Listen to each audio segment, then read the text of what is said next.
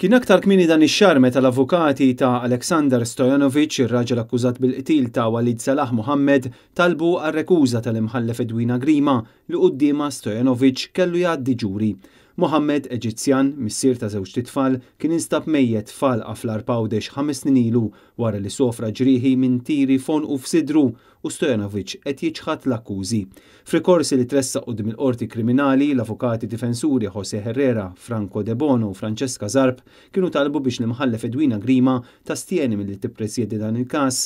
L-avukati sostnew li l-każ ġie assenjat lill-imħallef b'mod irregolari.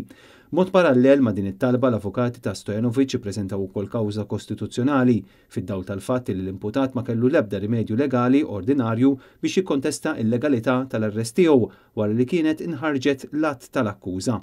Il-Prim Imħallef Market Kuti fid-deċiżjoni tiegħu iddikjara li l-assenjazzjoni tal-kawża kienet invalida peress li ma kinitx saret skont il-liġi u effettivament ordna lill-imħallef biex tieqaf milli tippresjedi l-każ. Dan ifisser li l-kawża issa se tmur quddiem imħallef ieħor li jrid jiġi assenjat.